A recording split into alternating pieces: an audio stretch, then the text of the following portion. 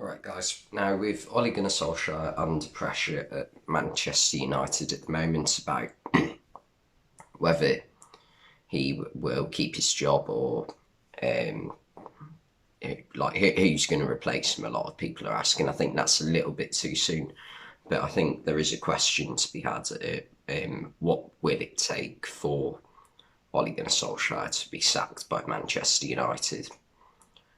So their form at the moment, it's been quite bad. In the Champions League, it's not been too bad. It was just that one game against Young Boys where they lost 2-1 and basically got outplayed pretty much for the second half in that game.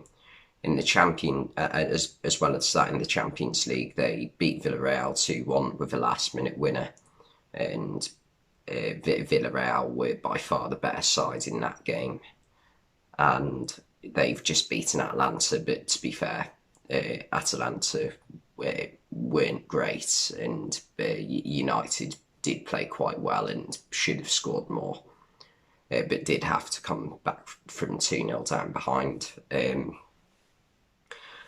But in the league, I think that's an even bigger problem. Their form since September, since the first international break, has been a convincing 4-1 win over Newcastle.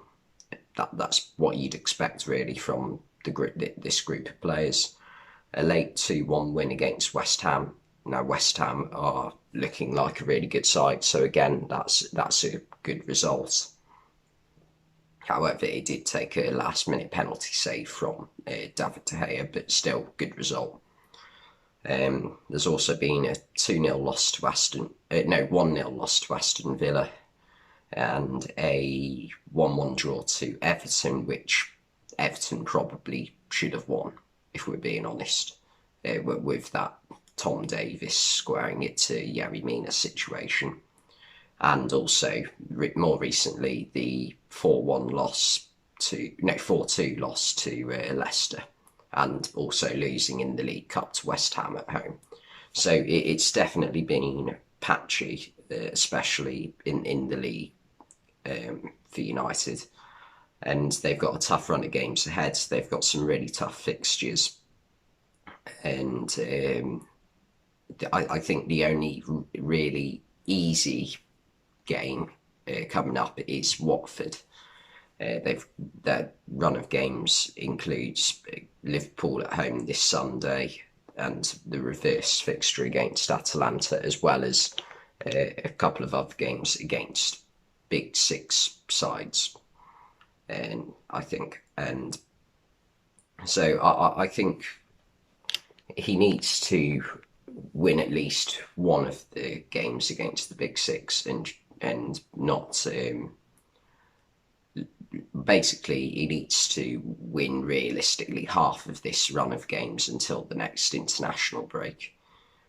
That's what I think, to provide full security of keeping his job. No one's expecting Man United to beat Liverpool and to beat all the other teams that they've got to play coming up.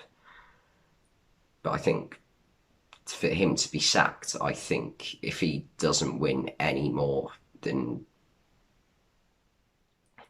if he only wins maybe one more game outside of the League Cup, then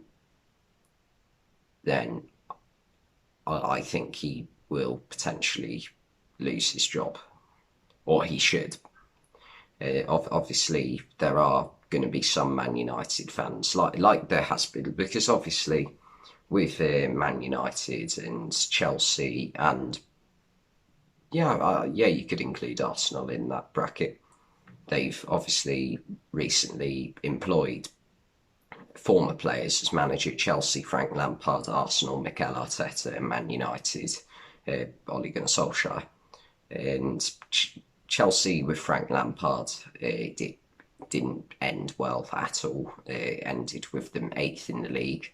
Fortunately, Thomas Tuchel managed to turn it round and make it into a very good season. and that was after Frank Lampard had had the financial backing. Mikel Arteta, it's looking like every time it starts to look positive for Arsenal, that's when they go on the bad run of form. But I don't think Mikel Arteta is on the verge of losing his job, because the board have sort of backed him too much, or like for it to sort of go wrong, unless it goes drastically wrong and Arsenal finish the season in the bottom half of the table. They've had a few tough games, to be fair to Arsenal, Chelsea at home and Man City away as well. So if they go on a run of games where they get some good results, then it could be looking good for Mikel Arteta. But with Solskjaer, I think that there are definitely risks there, because like even last night against Atalanta, it was a good result to win 3-2 and come from 2-0 down at half time. But when you look at what he did to get that result, there wasn't really a plan there. It was more just overload the Atalanta box. And that was after Atalanta realistically aren't like Premier League sides are different. Like Atalanta clearly showed last night that they just didn't have the energy towards the end of the game, and whereas if that happened against Liverpool or Man City or Chelsea or pretty much most teams in the Premier League, they are going to have the legs to keep going right till the end, and you wouldn't be able to just throw men into the box. Like that was what the plan was for United last night. Just bring on Cavani, bring on Pogba. Who else did he bring on? I can't remember, but you get the idea. Just throwing players on and hoping for the best. But when you do have players like Ronaldo to score crucial goals, then that might work, but it's not going to work in the big games, and that's what United need to be winning. So I also think there are other issues at United, like the Ronaldo signing. Now, like obviously there's this statistic going around that Ronaldo's got the least pressures in the Premier League this season, or in the top 5 leagues in Europe this season for a striker. And that's not good, because instantly that just means the opposition team can have possession and can get the ball from defence to midfield quite easily. In fact, too easily.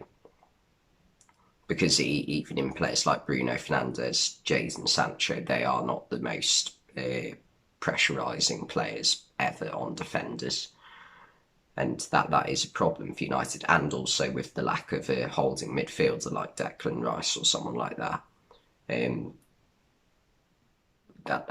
That's another problem with the lack of pressure from the forward players, is that they don't have the midfield players to sort it out once it comes to them.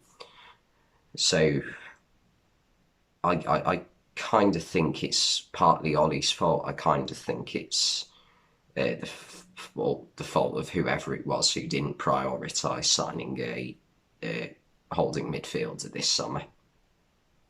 So I think Ole Gunnar Solskjaer's job is in jeopardy, and I think he could potentially lose it by Christmas.